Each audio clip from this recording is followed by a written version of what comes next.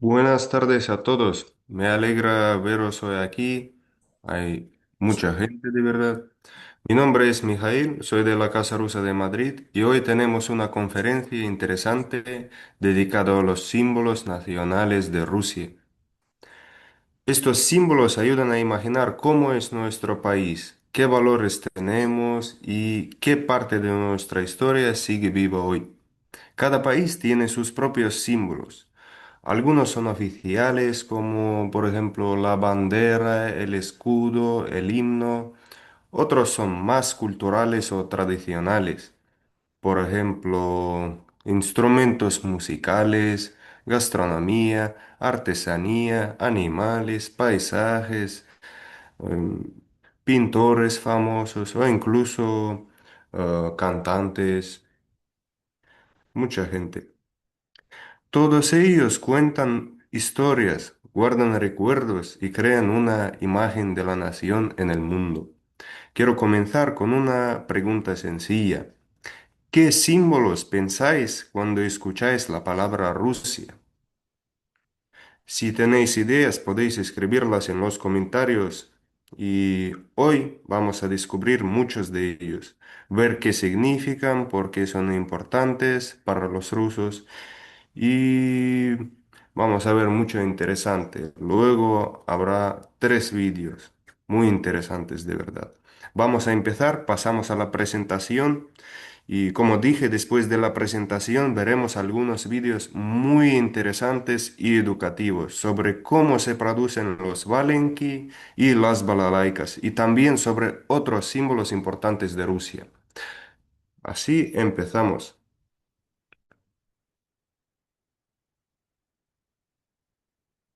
¿Qué son los símbolos nacionales? Los símbolos nacionales son los elementos que representan la esencia de un país. Pueden ser objetos, imágenes, canciones, lugares o fenómenos naturales.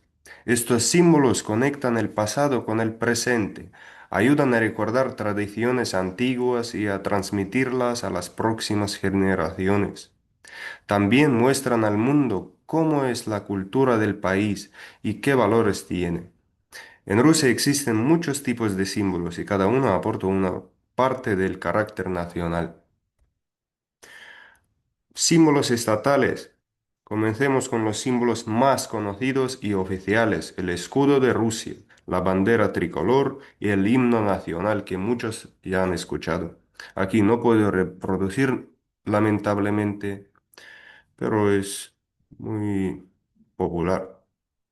El escudo muestra un águila bicéfala dorada. Este símbolo viene de la tradición bizantina y representa la idea de mirar en dos direcciones, hacia Europa y hacia Asia. En sus garras el águila sostiene el cetro y el orbe, que son símbolos de poder y la continuidad histórica del Estado ruso. La bandera rusa está formada por tres colores, blanco, azul y rojo. El blanco significa sinceridad y nobleza, el azul simboliza la lealtad y la honestidad, y el rojo representa el valor y el amor a la patria. Esta bandera tiene más de 300 años de historia y es uno de los símbolos más reconocidos del país. Pero ojo, antes Rusia tuvo otras banderas oficiales y esta versión tricolor es relativamente nueva. En su origen era conocida como la bandera comercial del Imperio Ruso y más tarde se convirtió en el símbolo nacional que conocemos hoy. El himno nacional utiliza la melodía compuesta por Alexander Alexandrov y la letra escrita por Sergei Mikhalkov. Es muy popular, ha participado en muchos cuentos de hadas rusos y su personaje más popular es una policía de Stepa, Tío Stepan se llama. Y también es interesante que la música es la misma que tenía el himno soviético, lo cual simboliza la continuidad entre diferentes épocas de la historia. Luego veremos una historia muy divertida sobre cómo apareció el himno, ya que antes no había palabras y después de revolución, después de la caída de la URSS, los futbolistas, propios futbolistas del equipo deportivo de Rusia han pedido al presidente poner letras al himno. Pero ese veremos luego, está también muy curioso. Pasamos al Valenki. El calor del invierno ruso. Los valenki son botas tradicionales hechas de fieltro, fabricadas a partir de lana de oveja prensada. Su construcción las hace increíblemente eficaces contra el frío extremo, el viento y la nieve, lo que las convierte en un calzado indispensable en muchas regiones de Rusia, donde las temperaturas pueden bajar hasta 40 grados bajo cero. Durante siglos los valenki fueron usadas por campesinos, soldados y viajeros. En tiempos antiguos, una familia que podía comprar valenki para todos sus miembros era considerada próspera y trabajadora. Los valenki también eran un elemento cultural importante. Aparecían en canciones, cuentas populares, festividades rurales, también siendo parte de la identidad rusa. Hoy en día los valenki todavía se usan con mucha frecuencia, especialmente en las regiones alejadas y con abundante nieve. En las grandes ciudades prácticamente no se ven de verdad, pero en los pequeños pueblos y ciudades del norte se pueden encontrar muy a menudo. Son extremadamente prácticos, no dejan pasar el frío, conservan el calor, aíslan perfectamente de la nieve y al mismo tiempo son muy agradables al tacto y suaves para los pies. Luego vamos a ver un vídeo sobre los Valenki. En él se muestra cómo se producen hoy en día en fábricas modernas, así como la forma tradicional de hacerlos a mano, artesanalmente, tal como se hacía antes. Veremos todo el proceso, desde el prensado de la lana hasta el acabado final de las botas. Este vídeo nos permitirá apreciar la habilidad artesanal y la tradición que han mantenido los Valenki a lo largo de los siglos. Balalaika, el alma de la música popular rusa. La balalaika es uno de los instrumentos más típicos y reconocibles de Rusia. Tiene una forma triangular muy característica y normalmente tres cuerdas. Su sonido es ligero, brillante y alegre, perfecto para acompañar canciones populares y bailes tradicionales. De verdad, ¿cómo se suena? Yo he tocado balalaika, pero hace mucho tiempo. Es muy parecido a guitarra, pero tiene un tono más arriba, como de verdad, como cantan los pájaros, algo así. Sonido muy bueno. La historia de balalaika es muy antigua, antes de que apareciera este instrumento. En Rusia ya existían otros instrumentos de cuerda que fueron sus antepasados, así decimos. El más importante de ellos eran las gusli, un instrumento tradicional parecido a una cítara, con muchas cuerdas que se tocaba apoyada sobre las piernas. Las gusli tenían un sonido suave y melancólico, no divertido comparando con balalaika, y eran muy populares entre los bardos y narradores antiguos. Suena también interesante. Otro posible antecesor fue el domra, un instrumento redondo con tres o cuatro cuerdas. La balalaika heredó del domra la idea de un instrumento sencillo, ligero y fácil de llevar, pero con un sonido más fuerte y alegre. Lo más importante, si escucháis cómo suena balalaika, siempre suena alegre. Se quiere bailar y de verdad muy divertido. La balalaika, tal como la conocemos hoy, empezó a difundirse de manera activa solo en el siglo XVIII y XIX. En las aldeas se convirtió en el instrumento de la gente sencilla, campesinos, viajeros y músicos populares. La utilizaban para cantar historias, acompañar bailes o animar celebraciones. Un dato curioso, es que la forma triangular de la balalaika no es solo estética. Facilitaba la fabricación rápida y la economía y económica del instrumento en las aldeas.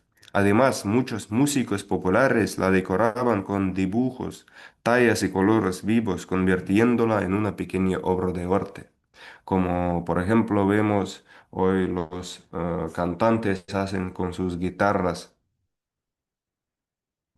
El oso, símbolo del carácter ruso. El oso pardo es probablemente el animal más asociado con Rusia en todo el mundo. En nuestro folclore aparece como un personaje fuerte, poderoso y a veces sabio. No es solo un animal salvaje, sino un símbolo de carácter nacional, fuerte pero justo, robusto pero protector. En los cuentos populares rusos, el oso suele tener un papel muy especial. A veces es un personaje amable que ayuda al héroe y muestra sabiduría. Otras veces aparece como un guardián del bosque que protege la naturaleza y castiga a quienes actúan con maldad. La imagen del oso se utiliza en cuentos, en logotipos, en escudos antiguos e incluso en deportes.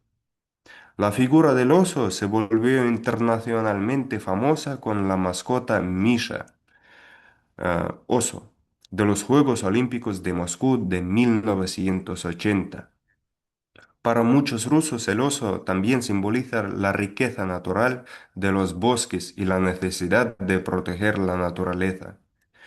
Un hecho curioso es que en algunas regiones del norte y en zonas forestales de Siberia, donde la población de osos es grande, a veces los animales se acercan a pueblos e incluso entran en ciudades pequeñas. Eso me ha pasado a mí. Vamos en coche con mi abuelo y vemos de verdad un oso. Eso era fuera de la ciudad al salir, pero también un poco peligroso de verdad, pero nunca ha pasado. Y aunque puede ser peligroso, también muestra lo cerca que vive este animal de la gente en muchas partes de Rusia y cómo forma parte del paisaje natural cotidiano.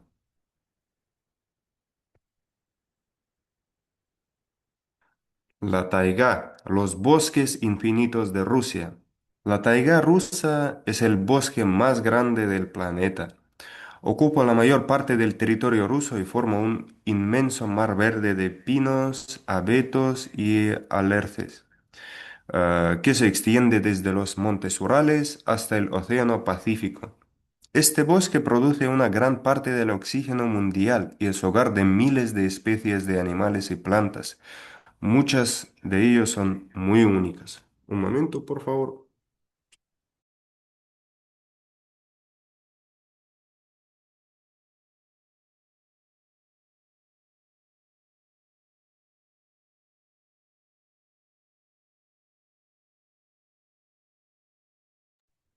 Disculpe. Seguimos. Este bosque produce una gran parte del oxígeno mundial y es hogar de miles de especies de animales y plantas. Como dije, muchas de ellas son únicas. Además de su importancia ecológica, la taiga tiene un gran valor cultural. En la literatura y el arte rusos aparece como símbolo de misterio, fuerza natural y belleza salvaje. Y muchas plantas de ahí se utilizan como suplementos. Algunas flores, algunas hojas tienen potencial curativo. Y los pueblos indígenas han vivido en la taiga durante miles de años. Conocen sus plantas medicinales, sus técnicas de supervivencia y mantienen una relación respetuosa con el entorno. Hoy la taiga enfrenta problemas como la deforestación y el cambio climático, también llamas encendidas cuando hace mucha calor, el aire está muy seco, es muy peligroso de verdad. Pero sigue siendo un símbolo fundamental de Rusia y un recordatorio de la responsabilidad ecológica. Otros símbolos importantes, Matryoshka, Samovar, Kremlin y Plaza Roja. Matryoshka es la muñeca rusa que se abre una dentro de otra en uno de los souvenirs más famosos del país. Un recuerdo muy famoso. Representa la familia, la maternidad y la continuidad entre generaciones. Cada muñeca simboliza la unión y la transmisión de valores. Hay alrededor de 10 muñecas, cada una está dentro de la otra. El samovar es un símbolo clásico de hospitalidad rusa. Es una tetera muy grande que el agua se calienta ahí y es un dispensador de agua caliente, es decir, dispensador del siglo medieval. El samovar durante siglos fue el centro de la vida familiar. Alrededor del samovar se reunían familiares y amigos para beber té, conversar, pasar tiempo juntos. Es un símbolo cálido asociado al hogar y la tradición. El Kremlin y la Plaza Roja en Moscú son símbolos históricos y políticos de Rusia. Estos lugares han sido testigos de coronaciones, celebraciones, desfiles y momentos importantes de la historia del Estado. Y cómo los símbolos crean la imagen de Rusia en el mundo. Todos estos símbolos que vimos y que acabamos de ver y vamos a ver en los vídeos ayudan a crear una imagen completa de Rusia. Muestran nuestra cultura, nuestra historia, nuestras tradiciones y nuestra naturaleza. Los símbolos también ayudan a mantener vivas las tradiciones. En un mundo globalizado es importante conservar la conexión con el pasado. Además, estos símbolos atraen a millones de turistas cada año que vienen a conocer la arquitectura, la música, la gastronomía y la naturaleza de Rusia. Con esto concluimos nuestra presentación y pasamos a lo más interesante, 3 vídeos sobre lo que acabamos de mencionar. Primero veremos un vídeo general de nuestros socios, la Sociedad Rusa Znanie, sobre los símbolos más populares de Rusia. Después un vídeo exclusivo desde la fábrica de producción de Valenki y balalaikas. Comencemos a verlo. Voy a poner.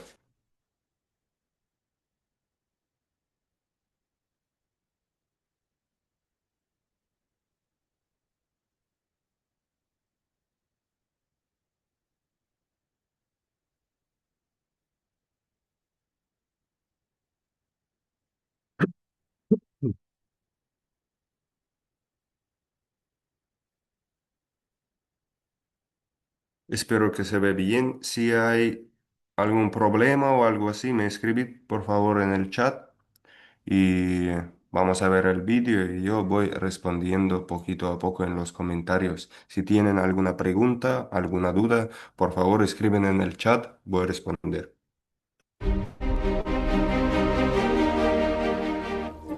Cada día pasas por edificios del gobierno donde ves los símbolos oficiales.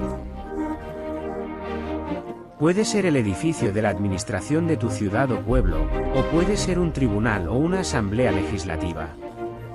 En todos estos edificios siempre ondea la bandera rusa, el tricolor. En la placa con el nombre del edificio se puede ver el escudo nacional de nuestro país. Durante la interpretación del himno de Rusia, sin importar dónde, en el salón de clases el 1 de septiembre o en el Kremlin durante los actos más solemnes, todos los presentes se ponen de pie. Así la gente muestra respeto hacia su país y su historia. El corazón se llena de orgullo y la persona se siente parte de una gran potencia.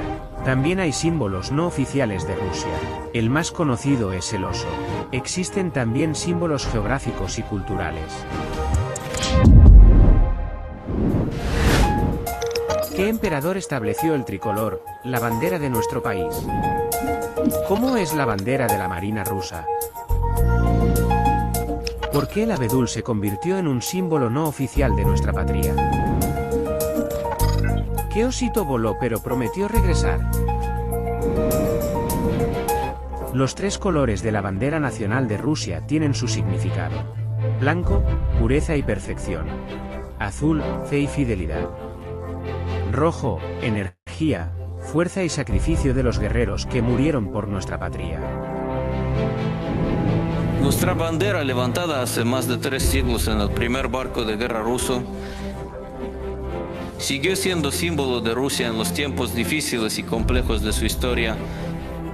Bajo Pedro el Grande, durante la formación del Imperio Ruso, en los campos de batalla de la Primera Guerra Mundial y en los años de grandes cambios. El 22 de agosto de 1991, la bandera blanca, azul y roja volvió a levantarse sobre Rusia. En 1693 el tricolor se convirtió en el estandarte personal de Pedro y el 20 de enero de 1705 el emperador dio una orden según la cual en los barcos comerciales debía izarse la bandera blanca, azul y roja. Durante un tiempo también se usó en barcos militares. Sin embargo, en 1712 en la flota se aprobó otra bandera, la de San Andrés.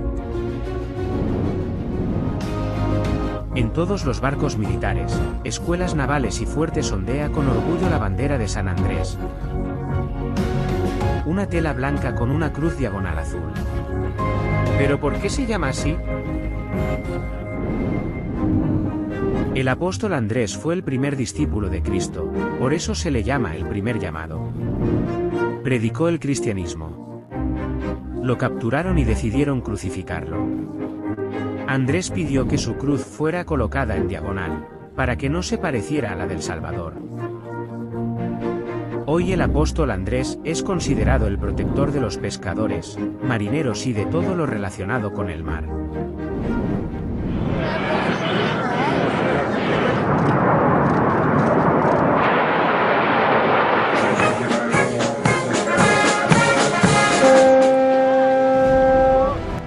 Cada año, el último domingo de julio, nuestro país celebra el Día de la Armada. Esta fiesta es especialmente hermosa en las capitales marítimas de Rusia, San Petersburgo, Kronstadt, Kaliningrado y Vladivostok. Los barcos están en el puerto y la gente puede subir a bordo. Se saludan entre sí los oficiales, los marineros y todos los que sirvieron en la flota. ¿Qué bandera se llama la bandera de la victoria? ¿Dónde fue izada en mayo de 1945? ¿Quién escribió la música y las palabras del himno de nuestro país? En junio de 2023, en San Petersburgo, se inauguró el Foro Económico Internacional. Y en la costa del Golfo de Finlandia se levantaron tres grandes banderas de 179,5 metros de altura, cada una de medio tonelada. Se podían ver desde cualquier punto de la ciudad, la bandera rusa tricolor, la bandera roja de la Unión Soviética y la bandera negro-amarillo-blanca del Imperio Ruso. La idea era mostrar la continuidad de la historia. La bandera roja fue el símbolo estatal cuando nuestro país se llamaba URSS. Es el símbolo de nuestra victoria en la Gran Guerra Patria. Precisamente esa bandera roja nuestros soldados izaron el 1 de mayo de 1945 en el edificio del Reichstag, el parlamento de la Alemania nazi en Berlín. Esa bandera se llama Bandera de la Victoria. Y hoy, cuando los miembros del gobierno alemán entran al Reichstag, todavía pueden ver las inscripciones dejadas por nuestros soldados. No fueron borradas.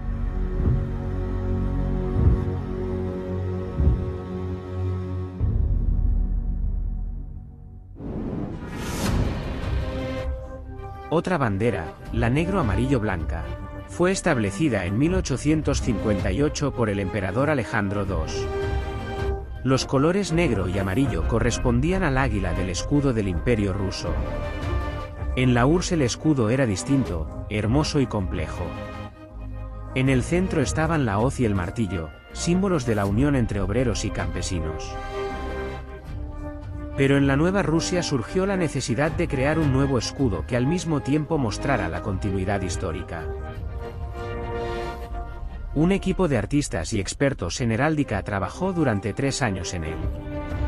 Aunque nuestro país cambió de nombre, el águila bicéfala del escudo moderno es heredera directa del águila del escudo del Imperio Ruso.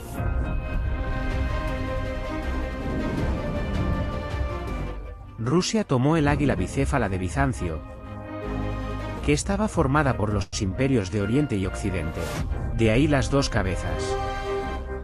El Imperio Ruso también era enorme, Por eso las cabezas del águila miran al oeste y al este. Cada una lleva una corona, y sobre ellas hay una tercera corona más grande.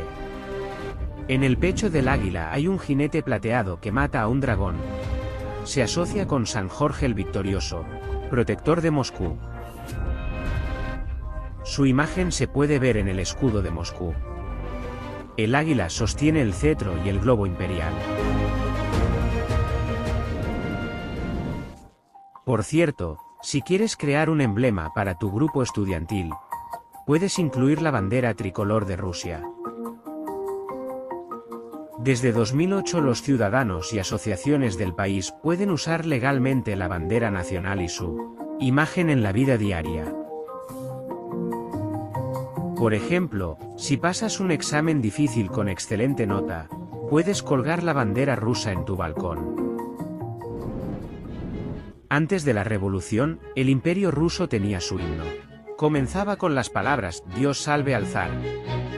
Cuando cayó la monarquía y nació el Estado soviético, la URSS, fue necesario crear un nuevo himno. Ya no había zar, y el Estado era ateo, así que no se mencionaba a Dios.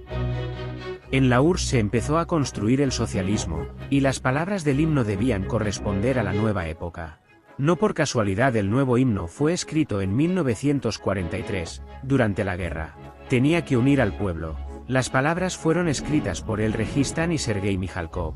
Seguramente conoces a Mikhalkov por sus poemas infantiles y por el personaje Tío Stepa. La música fue compuesta por Alexan Alexandrov. En los años 90 la URSS se derrumbó. Había que cambiar los símbolos del Estado, incluido el himno. Se eligió la obra de Mijaíl Glinka, Canción Patriótica. Se organizó un concurso para encontrar letra, pero no se halló un texto adecuado. Como resultado, durante varios años nuestro país tuvo himnos sin palabras. El destino del himno se unió al fútbol. Los jugadores del Spartak de Moscú se quejaron de que un himno sin letra afectaba su espíritu de lucha.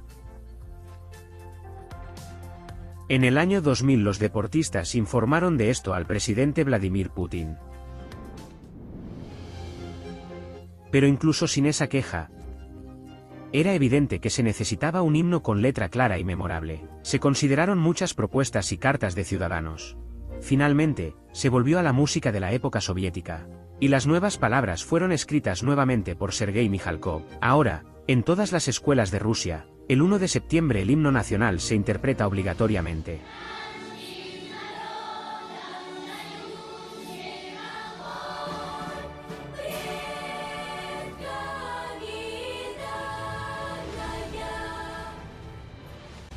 Ya contamos por qué en el escudo de Rusia está el águila de dos cabezas. Una mira al oeste y la otra al este. Claro, es un ave mítica. Pero existen animales reales que desde hace mucho tiempo se han convertido en símbolos de Rusia. Y ante todo, el oso. Ya en el siglo XVIII los caricaturistas ingleses dibujaban a Rusia como un oso pardo. El simpático Miska en 1980 se convirtió en el símbolo de los Juegos Olímpicos que se celebraron en Moscú. Al final de los Juegos, este símbolo de nuestro país voló hacia el cielo, despidiéndose de los deportistas y de los aficionados. Y se recordó como un símbolo de deporte honesto y justo.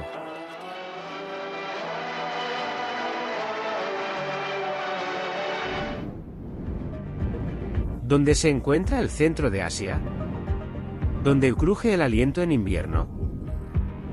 ¿Por qué el árbol principal de Rusia es el abedul? Hay también símbolos geográficos de nuestro país. Están relacionados con la naturaleza, con fenómenos naturales y con ciertas ciudades. En la capital de nuestra patria está el Kremlin de Moscú, dentro del cual se encuentra la residencia del presidente. Esta palabra tiene varios significados. El Kremlin es un conjunto arquitectónico, y al mismo tiempo el Kremlin es el corazón, el cerebro y la voluntad del país, el lugar donde se toman decisiones políticas. Su silueta es muy reconocible. Son torres y muros con dientes, que se llaman cola de golondrina. El Kremlin es un símbolo de Rusia. Siberia, comienza más allá de los montes Urales y se extiende hasta el lejano oriente. Incluso si no todos en el mundo saben exactamente dónde está, esta palabra, este símbolo de Rusia, es conocido por todos. Es una reserva de minerales y recursos naturales. Aquí hay yacimientos de diamantes y de oro, de petróleo y de gas. Aquí no hay simplemente bosques, sino una taiga impenetrable. Siempre se decía que en la taiga uno puede esconderse y nunca lo encontrarán. La tierra siberiana parece mágica. Da fuerza a las personas y las alimenta. Por eso la gente de aquí nace con un carácter fuerte. El siberiano es también un símbolo. Durante la Gran Guerra Patria todos se alegraban cuando el refuerzo estaba compuesto por siberianos. Son fuertes, resistentes, desde la infancia saben esquiar muy bien, cazar y disparar con precisión. Las divisiones siberianas se distinguieron en la batalla por Moscú. Fue una batalla durísima y decisiva. El anuncio de nuestra victoria en la Gran Guerra Patria.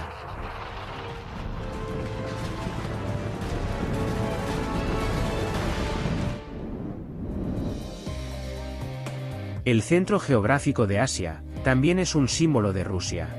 Se encuentra en la capital de la República de Tuvá en Siberia. Aquí incluso hay un monumento que marca el centro de Asia.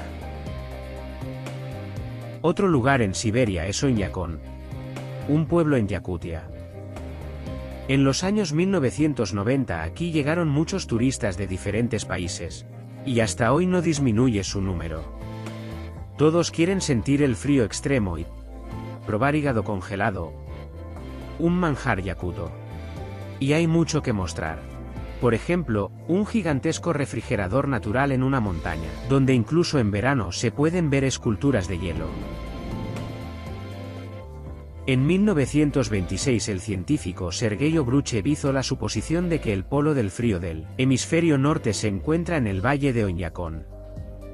Su termómetro se rompió, y Obruchev, como él mismo contó después, determinó la temperatura por el sonido del aliento que crujía. Más tarde se confirmó científicamente, menos 71,2 grados.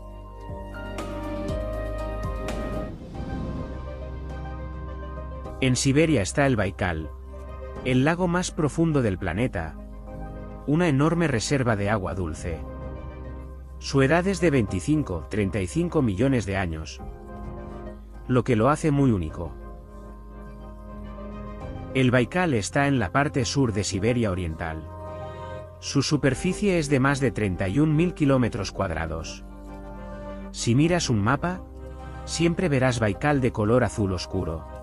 El fondo del Baikal está a 456 a 457 metros sobre el nivel del mar. La profundidad moderna es de 1.642 metros. El agua del Baikal es única. Contiene mucho oxígeno y pocas impurezas orgánicas, es decir, el agua es muy limpia y transparente. La pureza se debe a la actividad de un pequeño crustáceo que consume la materia orgánica. El Baikal siempre ha atraído a los científicos por sus propiedades y su rica fauna. Además, en invierno en el lago funciona el Observatorio de Neutrinos del Baikal. En marzo y abril aquí vienen físicos para realizar sus experimentos. En diferentes países los símbolos son diferentes plantas. Sakura en Japón, arce en Canadá, roble en Inglaterra, loto en India. En Rusia es el abedul. ¿Por qué?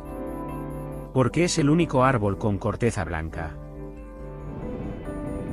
Y el color blanco siempre se ha asociado en nuestro pueblo con pureza y buenos pensamientos. En la corteza del abedul los antiguos rusos escribían cartas. La mayoría de las cartas conservadas son de asuntos prácticos. Ahora usamos teléfonos inteligentes con mensajería, pero en esencia ha cambiado poco. Por ejemplo, así pedían devolver una deuda en un mensaje de corteza.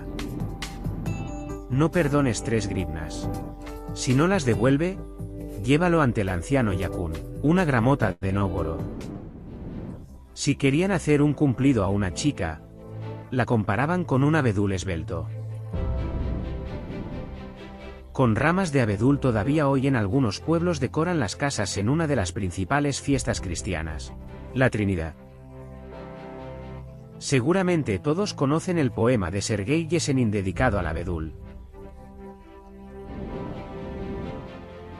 El abedul blanco bajo mi ventana se cubrió de nieve como si fuera plata. Hay símbolos no oficiales de nuestro país relacionados con la cultura. Ya hablamos del Kremlin de Moscú. También, como el Kremlin, son símbolos de Rusia la Plaza Roja y la Catedral de San Basilio, o Catedral de la Intercesión. La construyeron en el siglo XVI, en honor a la toma del Kanato de Kazán por Iván el Terrible. Sus cúpulas multicolores son conocidas en todo el mundo. Se llaman cebollas o humacoyas. También se convirtieron en símbolo de nuestra patria. Alexander Pushkin escribió: muros con afilados dientes. Y detrás de los muros blancos brillan las cúpulas de las iglesias y los santos monasterios. ¿Qué tienen en común los escritores Bunin y Solokhov? ¿En qué ciudades rusas se encuentran las famosas escuelas de ballet? ¿Quién pintó el cuadro Cuadrado Negro?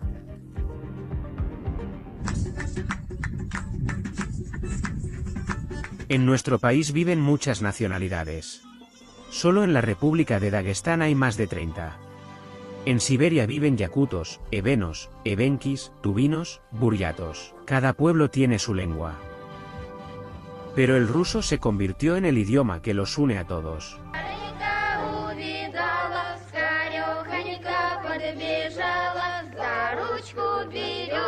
Esto también es un símbolo de nuestro país. No da miedo caer bajo las balas. No es amargo quedarse sin hogar. Y te guardaremos, lengua rusa. Grande palabra rusa. Muchas palabras rusas han pasado a otros idiomas y ahora se asocian con Rusia. Por ejemplo, mamut, taiga, dacha, balalaika. Y otra, Sputnik. Esta palabra se usa en otros idiomas casi igual. Y el nombre del primer cosmonauta del planeta, Yuri Gagarin, lo conocen todos. Él también se convirtió en nuestro símbolo. La gente quedó encantada con su sonrisa famosa. Inolvidable. Decían que nadie en el mundo sonreía así.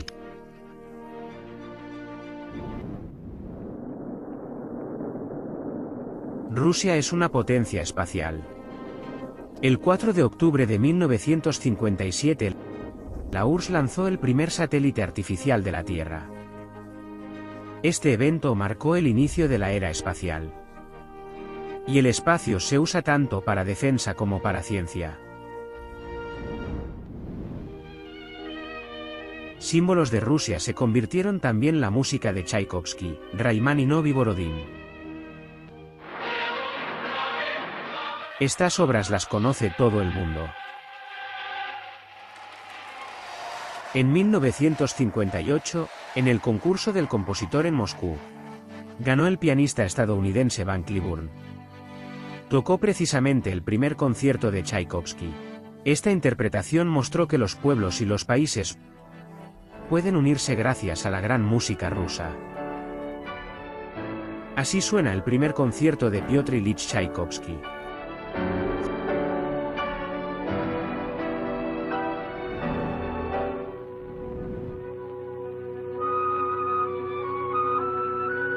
Jóvenes talentosos de todo el mundo vienen a aprender ballet en Rusia. San Petersburgo, Moscú y Perm son las capitales del ballet en nuestro país. Allí están las escuelas de ballet más famosas del mundo. Rusia es la primera del mundo en el arte del ballet desde comienzos del siglo XX. En el siglo XIX las mejores bailarinas venían desde Italia, pero luego todo cambió. Los artistas rusos salieron al escenario principal gracias a su técnica única y la profundidad de su danza. Fueron Anna Pavlova, Mikhail Fokin, Tamara Karsavina, Vaslav Nijinsky. El cuerpo de baile ruso siempre fue famoso por su precisión y sincronía. Precisamente en Rusia se montó el espectáculo más importante de todos los tiempos, el Lago de los Cisnes.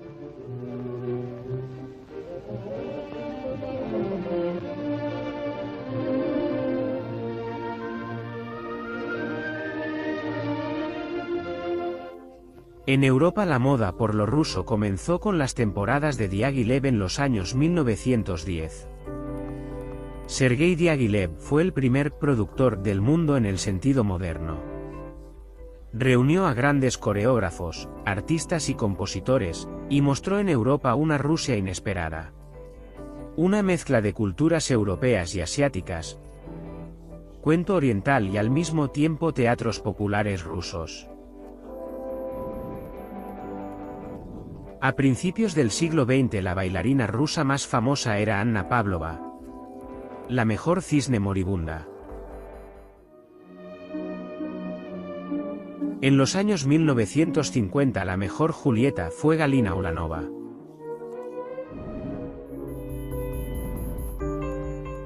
¿Y dónde vienen a estudiar artes plásticas desde todo el mundo? A San Petersburgo y a Moscú, a los institutos Repin y Surikov de la Academia de Artes de Rusia. ¿Por qué? Porque solo en nuestro país se conservó la escuela clásica de dibujo. Solo aquí se puede aprender a dibujar de manera realista. Durante siglos el arte ruso siguió a Europa. Pero a comienzos del siglo XX justamente en Rusia nació una nueva corriente. El vanguardismo. Lo que va por delante. El cuadrado negro, creado por Kazimir Malevich, se convirtió en símbolo mundial del arte de vanguardia. Y nació en Rusia. Malevich y otro vanguardista, Kandinsky, están entre los pintores más conocidos del mundo. Otro símbolo de Rusia es el sistema Stanislavski. Es un método de técnica actoral creado por el gran director ruso Konstantin Stanislavski. Se usa en teatros de todo el mundo. Y todos lo conocen por su frase famosa: "No lo creo". La literatura rusa es con razón considerada grande. Los autores más leídos en Occidente son Chekhov, Tolstói y Dostoyevsky. ¿Recuerdas la pregunta sobre qué une a Bunin y Solokhov? ¿Escritores con estilos y opiniones totalmente opuestas? Los une el Premio Nobel de Literatura. Y otro símbolo es el alma rusa misteriosa. Cuando las obras de nuestros clásicos, Tolstói, Turgenev, Dostoyevsky, fueron traducidas masivamente a otros idiomas, el lector extranjero comprendió la esencia espiritual de nuestra literatura. Profundidad y alma. Los lectores europeos y orientales se sorprendían de esta alma rusa misteriosa. Y aún hoy se sorprenden. Porque comparado con un ruso, un europeo es mucho más práctico y realista.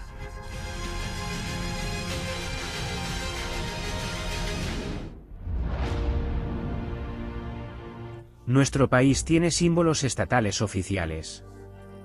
El escudo es un águila bicéfala. La bandera tiene 3 franjas iguales: blanca, azul y roja. Nobleza, honestidad, valor. La Marina tiene su propia bandera, con una cruz de San Andrés azul sobre fondo blanco. Hay un himno que se canta en diferentes ocasiones solemnes y ceremonias. Otro símbolo del corazón de Rusia es el Kremlin de Moscú y la Plaza Roja. Pero también hay símbolos no oficiales. Primero que todo, es la naturaleza rusa. Desde el abedul blanco hasta el lago Baikal, el más profundo del mundo. Todos los símbolos son diferentes, pero tienen algo en común. Son marcas de Rusia. Lo mejor. Lo que nos distingue de otros países y pueblos.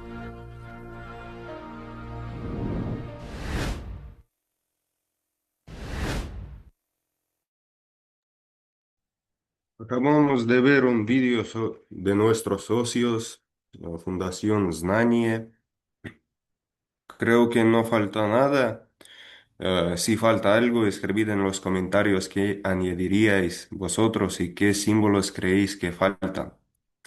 Y ahora pasamos al siguiente vídeo, que para mí es más interesante entre esos 3 vídeos. La verdad, yo soy ruso, he llevado valenque desde pequeño. A mi abuela le encanta ese tipo de calzado. Y en el norte casi todo el mundo los usa. Son un calzado muy bueno, cálido, resistente, práctico y además barato. Pero de verdad yo no sabía cómo se hacían. Pensaba solo en el fieltro y ya está. Nada más. El proceso resultó ser muy curioso e interesante. Sin más palabras, vamos a verlo.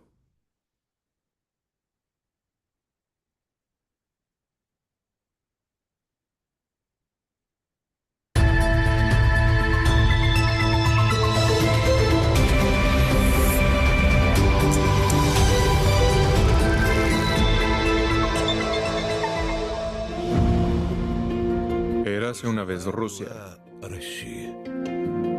donde había un montón de cosas tradicionales. No, todo está bien. Rusia sigue viva, sana y salva. Que Dios la guarde. Pero en cuanto a lo tradicional, realmente poco a poco algunas cosas se están desvaneciendo en el pasado y convirtiéndose en parte del folclore. Al menos así piensan los habitantes de las grandes ciudades. Por ejemplo, la mayoría de nuestros amigos aquí en Moscú aseguran que el calzado de invierno tradicional ruso hecho de fieltro, que se llama Valiki, es solo cosa del pasado, algo que no es nuestra marca. ¿De verdad? ¿Actualmente son solo folclore? Averigüémoslo. ¿Quién elaboró los primeros Valenki en Rusia? Es imposible de recordar. Pero la gente conocedora dice que hace 100, 200 y 300 años existía una gran cantidad de artesanos del fieltro que vivían desde el río Volga hasta Siberia. Pero ¿dónde están ahora esos artesanos?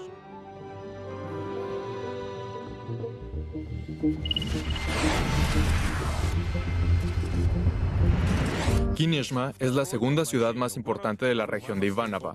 Forma parte de la lista federal de asentamientos históricos. La primera mención de Kineshma se remonta al año 1504, hace más de medio milenio. El número de habitantes es de 80.000 personas, entre los cuales está la familia Sokolov, artesanos de la fabricación de los Valenki, conocidos en toda la región de Ivánova. No existe calzado más cálido y acogedor para los inviernos rusos muy fríos. ¿Por qué cree que los Valenki no se han extendido por todo el mundo? Porque el proceso de fabricación es muy trabajoso. Otros tipos de botas son más fáciles de fabricar comparado con el trabajo con lana que conlleva la elaboración de las botas de fieltro. Mire, hay restos de hierba, espinas. ¿Qué es lo que no hay aquí? Limpiamos todo de estas impurezas o las cortamos con tijeras. A veces un saco de lana puede estar más o menos limpio y podemos procesarlo en unas 3 o 4 horas. Pero hay veces en que la lana está muy sucia y revisamos un saco durante varios días. Los Sokolov llevan fabricando Valenki durante casi 35 años. Las tecnologías que usan son tradicionales, las mismas de hace 300, 400 años. Con una excepción, para limpiar la lana no la procesan a mano, sino en una máquina especial. Esta tecnología es de hace unos 100 años. Aunque el señor Valery, la cabeza de esta familia, ensambló esta máquina a mano. Compré un montón de chatarra vieja, la traje aquí. Me senté y me eché a llorar. Pues, ¿qué debo hacer? Y así empecé con el método de pruebas y errores. Los hombres rusos somos así. ¿Leyó en alguna parte sobre su estructura? Fue un anciano lugareño que me explicó a grosso modo. Él me dijo, hagámoslo.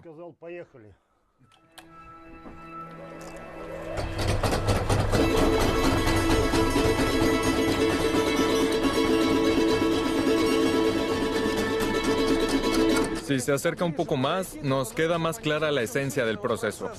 La lana en trozos así se enrolla en los rodillos. Estos rodillos tienen diferentes tipos de superficies y espesores y se envuelven así. Y luego, la lana se enrolla en este tambor. Esta especie de peine simplemente la limpia y la convierte en una lámina muy delgada, la cual a su vez se enrolla alrededor del tambor. Y tenemos la lana para los Valenki.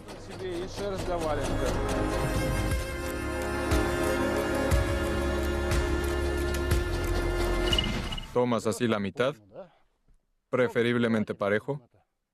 Así lo haces. Esta bastará para unos Valenki infantiles. Para un par, ¿sí? Sí. A esto lo llaman Valian. Este material lo llevan a la parte femenina del taller. Allí Svetlana, la hija mayor del señor Valery, hace una pieza en bruto para la futura creación de los Valenki. Le mostraré a contraluz. No sé si se verá o no. Pero comprenderá que la lana no es uniforme. Hay partes más delgadas o más densas. Pero tengo que hacer una bota de fieltro más o menos uniforme en toda su superficie. ¿Por qué hoy en día hay tan pocos artesanos en Rusia que sepan hacer los valenki? Porque no se trata de un trabajo que se pueda aprender, por así decirlo, en 2 semanas ni en un mes. Empecé a hacerlos probablemente a la edad de 14 o 15 años. Todavía hay detalles que debo descubrir por mí misma. Solo en una dirección tengo que abatanar unas 70 veces, no menos. Y eso es solo en una dirección. Mire, de este preparativo por su tamaño solo nos saldría un par de pantuflas. La lana se encoge al menos 2 veces. De nuevo pasamos al taller masculino. Aquí inicia el proceso de fieltrado, obtención de fieltro. De hecho, de esta terminología proviene el nombre de este calzado. Esto se llama fieltrar, apelmazar, abatanar, lavar hasta el agotamiento. Quizás conozca el dicho cansarse y dejarlo. Claro que sí. Me refiero a cierto tipo de lana. Existe una que se llama shlionka. Esta es muy común. El hombre la lava por un día y no lo logra. El segundo día sigue lavándola y nada. Se harta de hacerlo y la deja arrojada en un rincón. ¿De ahí se proviene el dicho? Significa cansarse hasta dejarlo. Es decir, la lavan hasta agotarse. Al día siguiente de nuevo con lo mismo. Eso es. Ahora elegimos la horma. Aquí es de 28, ahí de 27. Alexei la acomodará. Se hace a mano.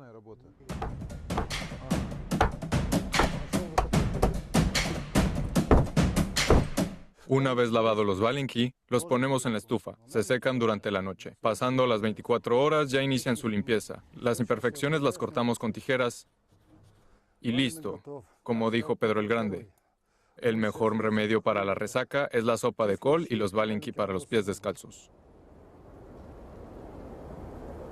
¿No cree que esto pasará a ser un objeto del pasado? A juzgar por la tendencia de los últimos años, me parece que, al contrario, la tradición se está reviviendo. Hay muchos pueblos en la misma región de Ivanovo, y no solo en la región de Ivanovo. En general, la gente que tiene casas de campo en un pueblo siempre compran los valenki, porque son el mejor calzado que existe para el campo durante el invierno. Es cierto. Rusia no está representada únicamente por las ciudades. Mucha gente trabaja en la ciudad, pero vive fuera de ella. Al parecer, es algo prematuro afirmar que el lugar de estas botas tradicionales de fieltro está en un museo, aunque depende de cuáles hablamos. En el Museo Familiar de los Sokolov hay todo tipo de valenki.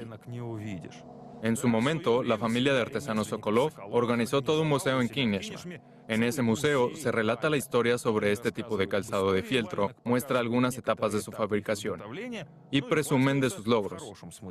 En buen sentido.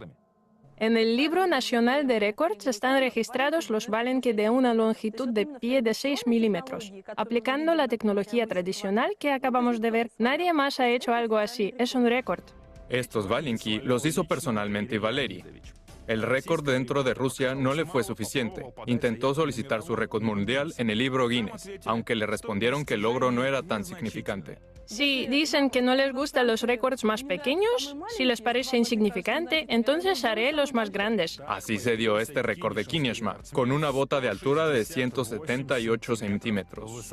Está hecho de una sola pieza, es decir, si alguien tuviera un pie tan grande o tan pequeño como para esas en tamaño completo, no habría problema. Tuvieron competencia tanto para aumentar el tamaño como para disminuirlo. El récord de Sokolov lo intentó superar otra artista de las miniaturas, titular del registro récord del libro Guinness, Anatoly Kanienka. Primero, él las hizo de 3 milímetros, luego las hice de 2,5. Él las hizo de 2. Empezaron a competir. Espera, yo lo contaré. Sí, al final les hice de 1,5 milímetros. Él me llamó, consiguió mi número y me dijo, igual las haré más pequeñas que las tuyas. Le respondí, compraré un microscopio. Y entonces terminó diciéndome, haz de 0,9 milímetros y tendremos un empate. Valienki, mis Valienki. Oh, con huequitos, mis viejitos. Hay muchas historias sobre los valenki, canciones y refranes de todo tipo, que no siempre son justos, simple como unos valenki. Bueno, ¿qué hay de simple en ellos? Nos trasladamos a la ciudad de Yaroslavl, una de las ciudades más antiguas de Rusia. Fue fundada en el siglo XI. Su centro histórico fue declarado Patrimonio de la Humanidad por la UNESCO. La ciudad conserva tradiciones centenarias, entre las cuales está la tradición de elaborar los valenki. Aquí hay una fábrica de calzado de fieltro que se dedica a su fabricación desde hace 120 años.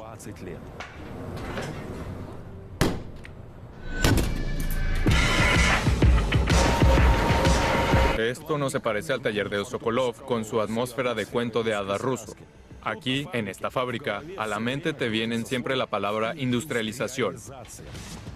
Son 150 trabajadores, 10 talleres. Por donde quiera se percibe mucho ruido, sonidos de golpes, fugas de vapor. La diferencia es como entre una acogedora cocina casera y la de un gran restaurante. La señora Tatiana es como una chef que controla las recetas. Contamos con una tecnología, el proceso tecnológico, lo cumplimos al máximo. Si no le añades algo, no quedará tan sabroso. ¿Qué debe agregar para que quede sabroso ideal? Varios tipos de lana que son sometidos a diferentes tratamientos. ¿Por qué no es suficiente con un solo tipo? Se desmoronaría. Bases se conforman no solo de diferentes variedades de lana en proporciones bien definidas, sino también de los sobrantes de su procesamiento. La maquinaria permite despedazarlos y convertirlos de nuevo en lana. Es una producción sin residuos.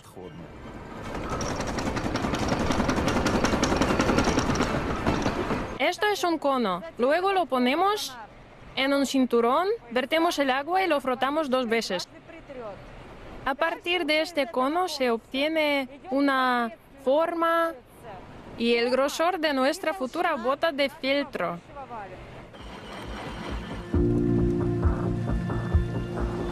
Esta bota no es para un personaje de cuento de hadas. Esto es una especie de prefabricado. ¿Cómo será después de todo? ¿Así más o menos? Se disminuirá a la mitad. Hemos llegado a la etapa clave de la producción, el fieltrado. Es aquí donde las botas se convierten en valinki. ¿Recuerdan que los Sokolov tenían una persona trabajando en esa zona? Aquí, este proceso pasa por 4 etapas. Por ende, aquí tienen a 4 artesanos. Pero no lo hacen todo a mano, sino con la ayuda de máquinas. Sin embargo, algunos tipos de trabajo se realizan de forma manual. Por ejemplo, la selección de tallas y pares. Todos están regulados a la talla 30, pero de igual forma puede resultar la talla 29. También podría salir la talla 31. Y justamente aquí es donde aclaramos la talla. Sí, ponemos un sello y luego tenemos que seleccionar su par. Como se podría notar, no tenemos la bota derecha e izquierda. Y debemos elegir un par para cada bota. Obviamente debe ser según su color y tamaño y también para que tengamos las mismas cabeceras. Luego cada par formado pasa a la cinta transportadora para su corte. Como si fueran gemelos. En esta producción quedamos convencidos de que el dicho popular, simple como unos valinki, no tiene ningún sentido. Es un proceso tecnológico durante el cual nos dimos cuenta que cada bota de fieltro es una pieza muy compleja. El volumen de producción es de 800 pares al día, aproximadamente 200.000 pares al año. Con estas cifras podemos retirar la pregunta sobre ¿qué tan demandados son en la actualidad los valinki rusos? Este sería el final del cuento de hadas, pero ¿todo termina aquí? Este invierno no es el último y nuestros inviernos son fríos y nevados. Mientras sea así, seguirá el cuento de hadas sobre los valinki y sobre nuestra marca.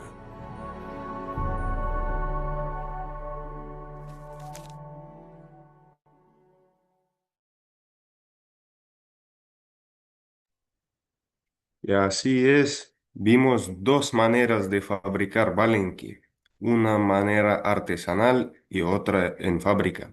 Cada método tiene sus ventajas y desventajas, pero la esencia del proceso es la misma.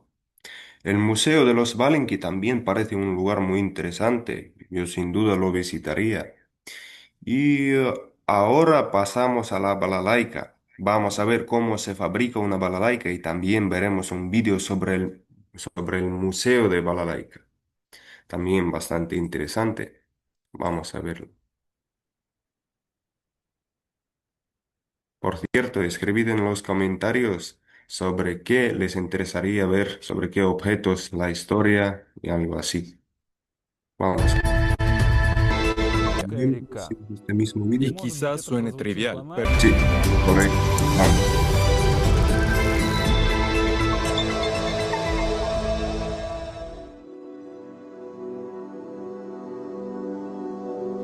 este es el Volga, el gran río de Rusia. Y quizás suene trivial, pero cuando lo miras así, en tu cabeza, comienza a sonar algunas melodías tradicionales rusas por sí solas. Y por cierto, por alguna razón, tocadas con una balalaika. Aunque, por otro lado, ¿por cuál si no? Al fin y al cabo, la balalaika es el instrumento más ruso. Pero si se indaga en la historia, uno se enterará de que no es del todo ruso. O mejor dicho, sí es ruso, pero no tiene raíces rusas. De acuerdo, vayamos por partes. Este es el proyecto Nuestra Marca. Amigos, estamos en la ciudad de Ulyanovsk. Ulyanovsk, hasta el año 1924, se llamaba Simbirsk, uno de los mayores centros industriales y de transporte de la región media del Volga. Su población es de 625.500 habitantes. En la historia moderna, es famosa por ser el lugar de nacimiento del fundador del Estado soviético, Vladimir Lenin. Sobre su vida en esta ciudad se puede aprender al visitar uno de los varios museos temáticos, pero a nosotros nos interesó otro museo muy peculiar.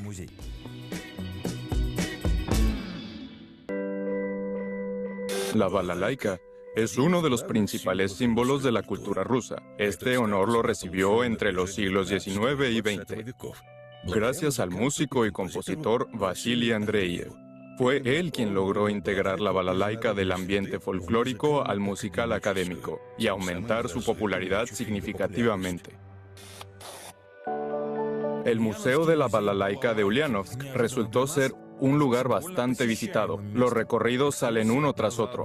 Por cierto, no es solo el clásico recorrido de observar la exposición con el acompañamiento del guía. Los visitantes pueden aprender a tocar la balalaika. Soy un ingeniero valorado en 100 rublos, mas no recibiré. Y hasta sumergirse en el proceso de fabricación del instrumento musical. Se presiona, pero sin mucha fuerza. En esa dirección, sí. Bueno, por supuesto, la balalaika es un instrumento ruso. Fue creado en nuestro territorio. Los rusos lo hicieron, lo inventaron. Otra cosa que debemos tener en cuenta es que la historia de la humanidad es siempre una historia de intercambios e interpretaciones. Sergei Kluchnikov es el fundador de este museo. Y no solo del museo, porque el museo es solo una parte de un gran proyecto que Sergei está implementando junto con sus amigos. Este proyecto, como se puede apreciar, está dedicado a la balalaika en su totalidad. En este sentido, a Sergei podemos considerarlo el sucesor de Vasily Andreyev. Sergei y sus amigos han estudiado la historia del origen de la balalaika muy a fondo. Los instrumentos que se tocan con los dedos se golpean las cuerdas. Para que la cuerda genere un sonido, aparentemente se formaron como una idea, una creación en general, como una innovación tecnológica de alguna forma. Fueron creados en alguna parte de la región del Oriente Medio, Irán, Irak, Libia y todas esas regiones. Luego se expandió al mundo turco. Sí, había muchos turcos en la región del Caspio y más allá, y hacia el este y hacia el oeste. Incluso llegaron al norte, a nuestras tierras. Y cuando nos encontramos, sí, lo recordamos todo. Fue en aquel entonces cuando los mongoles y los nómadas vinieron a nuestras tierras y nos vimos obligados a interactuar con ellos. Incluso culturalmente. Sí, exactamente. Y creemos que los observamos y de ellos aprendimos sobre este instrumento musical tan inusual. Los instrumentos que tienen como fuente de sonido una cuerda tensada entre dos puntos y situada a lo largo de esta determinada línea, que en el caso de la balalaika es un mástil, se denominan cordófonos. La balalaika es un cordófono inusual, aunque sea solo por su forma triangular. En algunos periodos existieron balalaikas de diferentes formas, pero su forma triangular se fijó como un canon. Una de las versiones sobre el por qué sucedió esto, una vez más, lo confirma su carácter ruso. Es más fácil hacer un triángulo que, por ejemplo, doblar. Había que doblar la madera. Sí, hacer este tipo de plantillas semicirculares, y todo por esto está relacionado con los ángulos variables del astillado. Cuando, por ejemplo, ajustamos la duela, es decir, se requiere un procedimiento más avanzado y tecnológico, y habilidades más sofisticadas de artesanía, y elaborar un modelo triangular es mucho más fácil. La balalaika también tomó su forma actual gracias a Vasily Andreyev y su seguidor y compañero, el maestro musical Simeon Nalimov. Gracias a ellos, las balalaikas se dividieron en dos tipos: las tradicionales, destinadas a la creación de música doméstica y a la interpretación de melodías folclóricas sencillas, y las académicas, para la interpretación profesional de música de cualquier complejidad. Difieren en la afinación, el número de trastes, la disposición de las cuerdas, el material de las cuerdas y otras características particulares de su diseño. Para comprender qué tan fácil es fabricar una balalaika, nos fuimos a otro lugar creado por Sergei y su compañía como parte de su proyecto Balalaika. La fábrica Balalaiker, sin duda la parte más ambiciosa del proyecto de Sergei y su equipo. Aquí encontramos aún más argumentos a favor del hecho de que la balalaika es rusa. Por ejemplo, las partes y componentes del instrumento, cuyos análogos están presentes en todos los cordófonos, tienen sus propios nombres muy rusos. Esto es el mástil, así lo llamamos nosotros en nuestra terminología. Se llama manito, de mano, y pala. Esto se llama corpus, o el cuerpo. Mano, cuerpo, sí. Es decir, el cuerpo consiste en la parte trasera. Por lo general está hecha de madera de pino y lleva una chapa. Aquí está puesta. El cuerpo consta de remaches compuestos. ¿Son estos? Son remaches. Evgeny es artesano de la parte del cuerpo del instrumento, pero, como muchos artesanos locales, puede trabajar en casi cualquier etapa del montaje, porque todos estudiaron a detalle la tecnología de esta producción por su cuenta, por medio de pruebas, intentos y errores, hasta lograr una forma y ergonomía óptimas y un sonido perfecto. Aquí vemos cómo Maxim está haciendo la preparación. Esta es la primera etapa del ensamblaje de la balalaika. Esta parte se llama la cubierta. Hay que prepararla muy bien. Mire allí, él ya pegó los resortes ayer o hace unos días. Estos elementos transversales aseguran su correcta resonancia.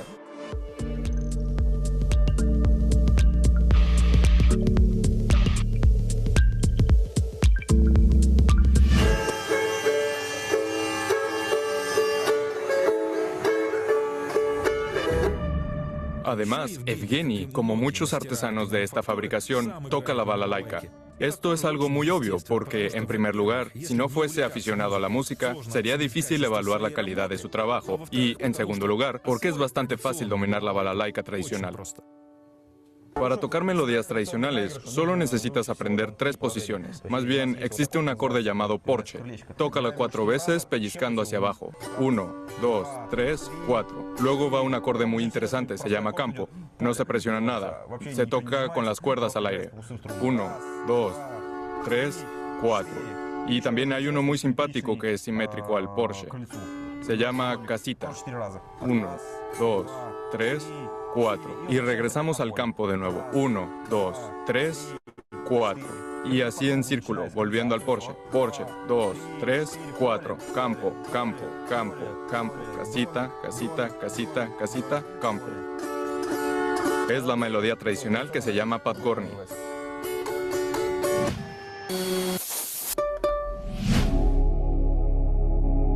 Nuestra fábrica produce alrededor de 200 instrumentos al mes. Lógicamente, supongo que todas se venden, es decir, no las producen solo de adorno. Son 200 instrumentos al mes, es decir, al año son entre 2.000 y 2.500 unidades. Sí, en 12 meses. Para ser honestos, nos impresionó esta cifra.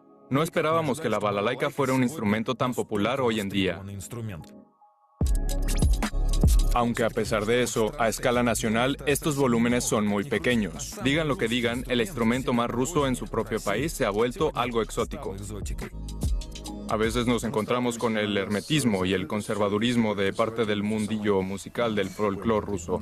Están enfocados solo en su propio círculo, encerrados en su entorno profesional. Y simplemente no sale nada de información al mundo exterior. Es una tendencia, en mi opinión, algo perjudicial, porque nos conduce al desvanecimiento de la tradición. Alexei Arhipovsky, Georgi Nefyodov, Andrei Kiryakov. El proyecto Balalaika Mix. Son algunos de los tantos músicos con los cuales actualmente se asocia la mayor esperanza para el renacimiento del interés por la balalaika. En todo caso, su música diversa en estilos y direcciones encuentra siempre una buena aceptación del público.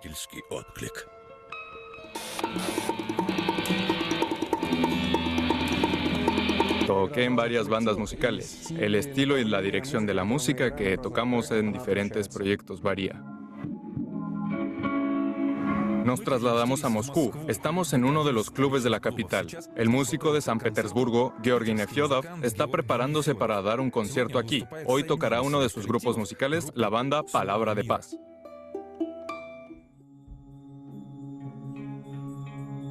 Recordemos que hace 150 años, Vasily Andreyev aumentó la popularidad de la balalaika llevándola del ámbito popular al académico. Pero hoy en día, Georgi Nefyodov se dedica a lo contrario. Intenta convertir la balalaika en algo más popular, sacándola del ámbito musical académico al ámbito más popular. Hay que reconocer que tiene éxito en eso. Hay una demanda y una respuesta positiva en relación con la balalaika. Puedo notar que la gente se sorprende, en primer lugar por la riqueza del sonido y las capacidades tímbricas.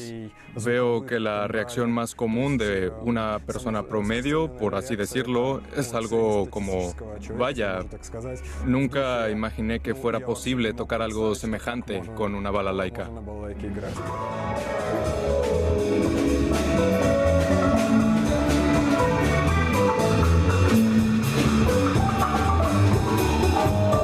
Sergei Kluchnikov nos comentaba en Ulyanovsk algo parecido. La balalaika ha perdido su relevancia, en gran parte porque ha salido del campo informativo. Rara vez la vemos y por ende simplemente olvidamos su existencia. Pero para enamorarse de algo, primero hay que conocerlo. No recuerdo que haya sido una decisión totalmente consciente y deliberada como, es este instrumento y tengo que tocarlo. No, no fue así. El punto es que mis padres me llevaron a una escuela de música. Mira, hijo, hay instrumentos folclóricos, la balalaika, la dombra. Voy con la balalaika. Bien, será la balalaika.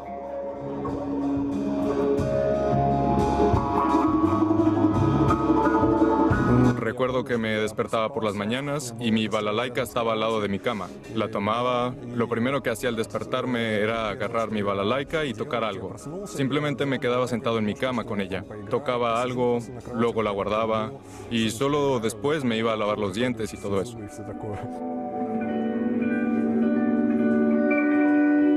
Estoy muy convencido de que lo importante no es qué instrumento toques, sino que los límites están en tu mente. Y cuanto más libre es una persona, cuanto más amplio es su pensamiento, más libremente puede expresarse en la música. Quizás gracias a personas como Georgi o Sergei, dentro de poco tiempo dejaremos de considerar a la balalaika como algo exótico. Además, ¿de qué exotismo podemos hablar? Si la balalaika es nuestra propia marca. A solicitud de la Organización Autónoma sin fines de lucro, redacción de Telecanal del Consejo de Federación. Año 2022.